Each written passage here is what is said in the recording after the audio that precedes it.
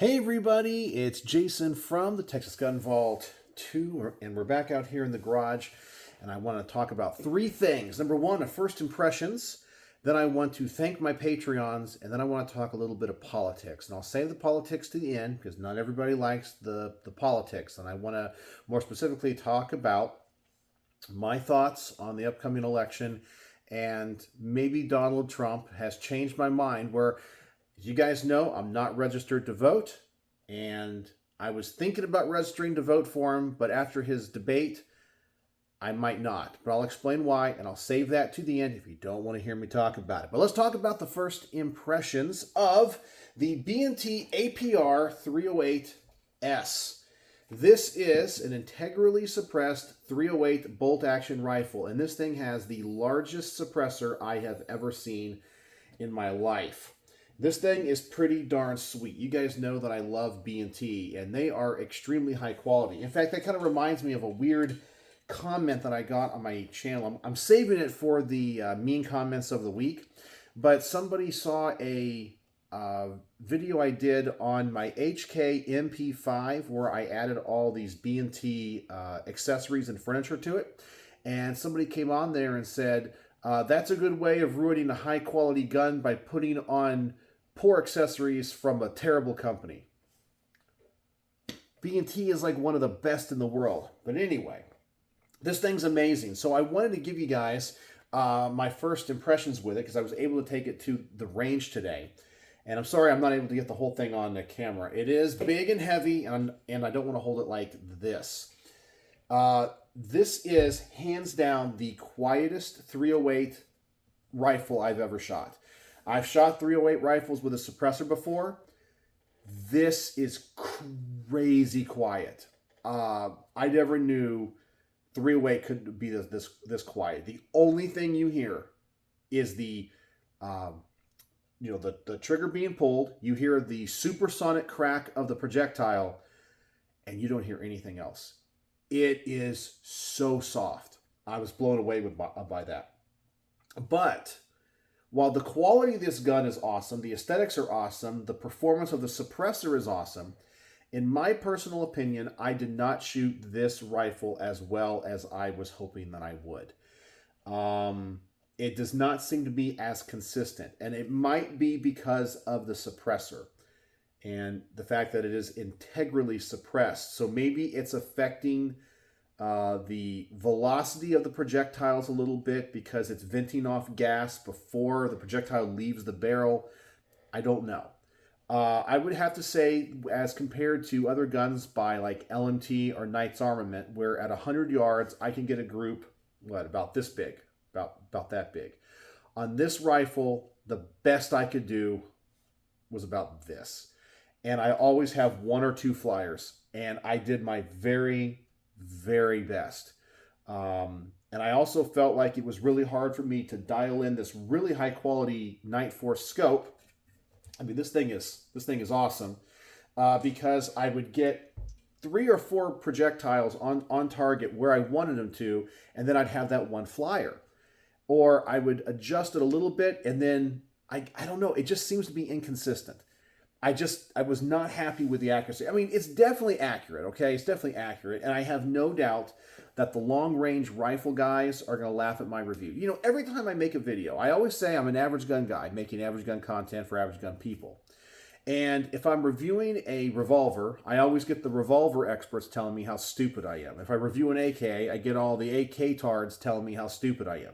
If I do a rifle like this, I get all the long-range shooters telling me how stupid I am. If I do a handgun, a semi-auto, I get the competition shooters telling me how stupid I am. You guys get the idea. I can't ever make anybody happy. But I have a feeling that I'm going to get comments that say your group isn't that great. I'm disappointed, and I'm just going to have to reply to that and go look at my other reviews, especially with like the LMT Knight's Armament. Because obviously I could shoot well on those. As I said, this one's pretty good. At 100 yards, this I'll accept, but it's not the LMT.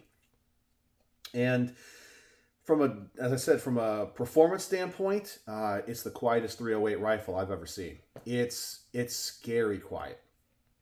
Pretty darn awesome. So I'm really excited to do the garage portion out here. I still have to go inside and try to figure out the format I'm going to do for the video, and of course edit the range footage. But yeah, what a cool gun. What a cool gun. So that's my first impressions. It ran great. The quietest 308 ever. The bolt is smooth. Trigger is great. I'm just not accurate with it. And by accurate, I mean not getting a group like this, but a group like this. It's not like it looked like a shotgun pound around 100 yards or anything. All right, so let's talk about Patreon. And I want to give a huge shout out to my Patreon supporters because they help support the channel so much. And anytime I have to buy something for the channel, I use the Patreon money.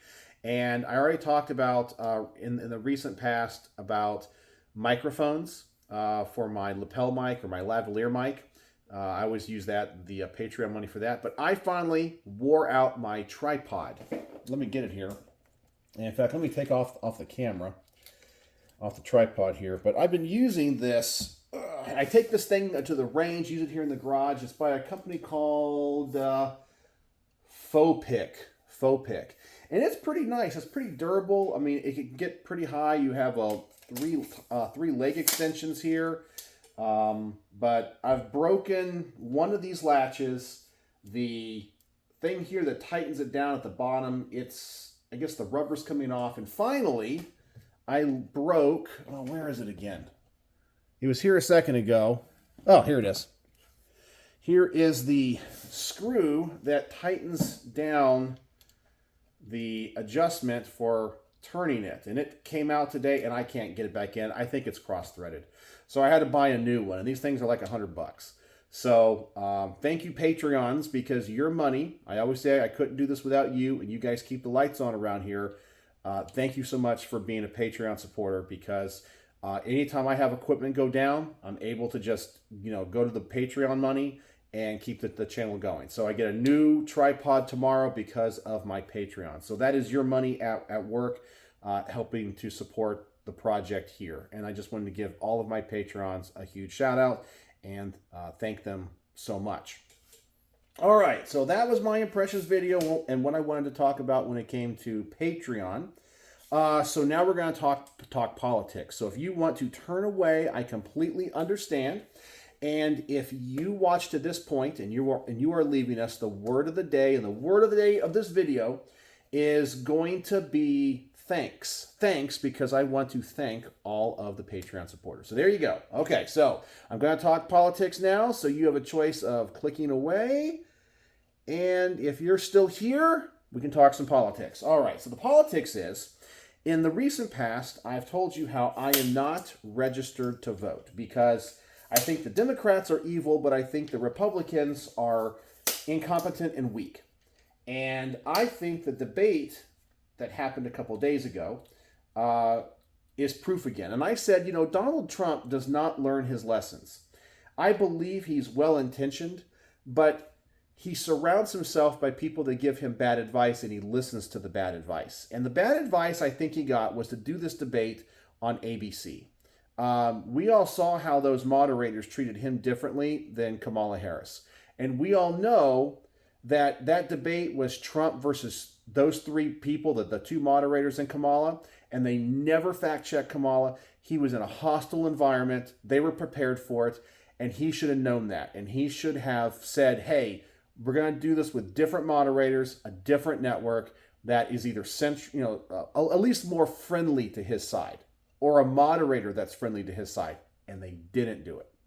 And that tells me that if he gets in again, he's going to be just like he was before. He's going to listen to bad people. If something happens, they're going to say, we need to take the guns away and then do due process and all the other stuff. Or he'll pass some executive order or whatever and do that.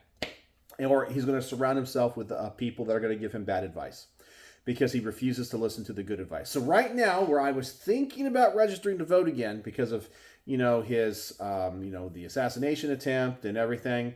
And now I'm like, you're not, he doesn't learn. He doesn't learn. He'll go in, and I give him credit. He goes and does debates with people that are against him and opposed him. He tries to reach out, but he goes in and he looks bad because the rules are turned against him. The people are working against him, and I don't get it, and I don't think he's learned his lesson. So I can't vote for him. So anyway, that's how I'm thinking. That's all I wanted to say in this video, all the politics, and I'm curious what you guys think, because personally, I feel let down because, and I kind of knew this was going to happen going into the debate, because I didn't think ABC was a good venue for this. But anyway, that's all I want to talk about politics. Not too much. So let me know what you guys think about the B&T APR308, and thank you, Patreons. So, as always, thanks for watching.